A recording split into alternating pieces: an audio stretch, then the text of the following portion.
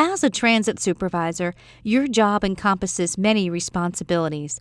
This brief but informative training video will address your role in making post-accident drug and alcohol testing determinations.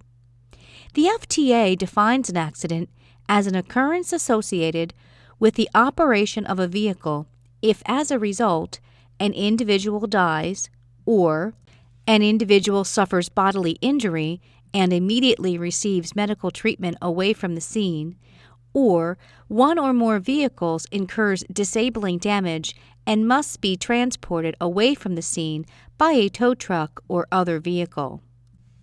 This definition applies to vehicles that are out of service as well as those that are in service.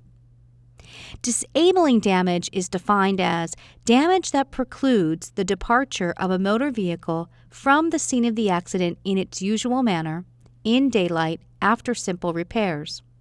This includes damage to a motor vehicle that could have been driven but would have been further damaged if so driven. Damage that can be remedied temporarily at the scene of the accident without special tools or parts is excluded, and therefore is not considered disabling damage. Upon your arrival at an accident scene, first ensure that all parties involved in the accident receive prompt medical attention. Cooperate with law enforcement as they conduct their investigation, and notify the operator that he or she may be subject to post-accident drug and alcohol testing. This is important because an employee who is subject to post-accident testing and fails to remain readily available may be deemed to have refused to submit to testing. Next, determine if the event meets the FTA's definition of an accident and document your decision process. Always apply the specific FTA accident criteria when determining if an accident will require drug and alcohol testing.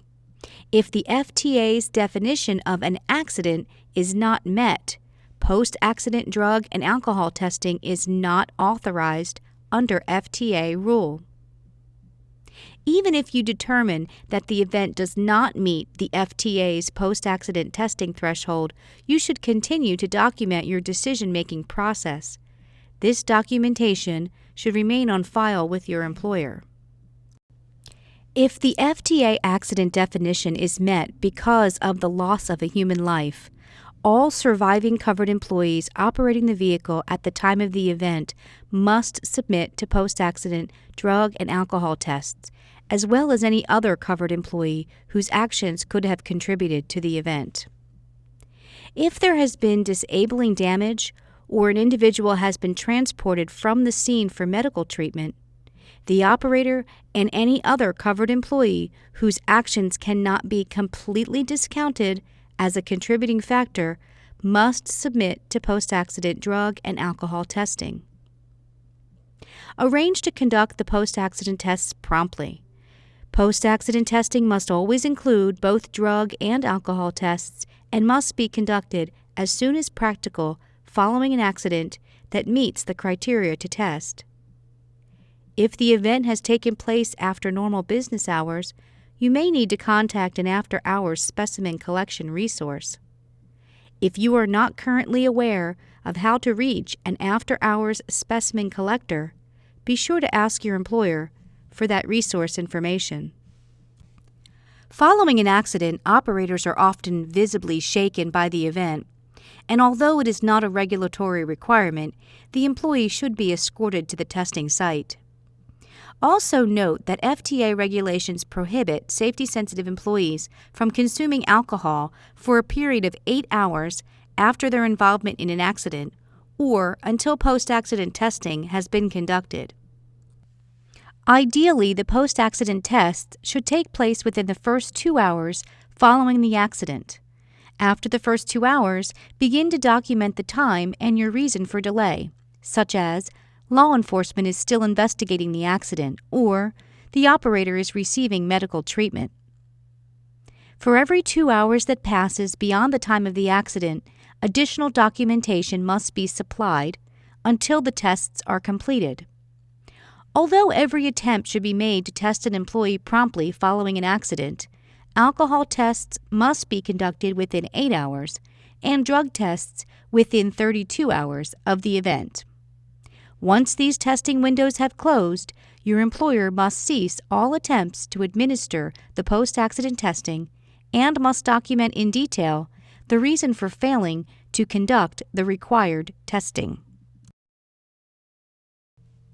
The results of a blood, urine, or breath test for the use of prohibited drugs or alcohol misuse, when conducted by federal, state, or local authorities, may be used only when the employer is unable to perform post-accident tests. Employers must make every attempt to conduct post-accident drug and alcohol testing as required. The results of an employee's alcohol test will be immediate. If the results of the alcohol test are positive, the technician must immediately notify your employer. Your employer must ensure that the operator is removed from safety-sensitive duty. The results of the urine drug test will be reported to your employer within a few days. So to recap, here are a few key points to remember. Always ensure that medical attention for those injured takes priority. Always apply the FTA criteria when determining if the definition of an accident has been met. Never use the better safe than sorry mantra. Always consider other safety-sensitive employees beyond the operator who may have contributed to the accident in some way, and test them unless their actions can be completely discounted as a contributing factor. Always document the decision process to test or not to test, as well as any delays in testing that occur. As a transit supervisor, you play an important role in ensuring your employer's compliance to federal regulations. Thank you for your dedication to safety and for your continued support in operating a compliant transit system.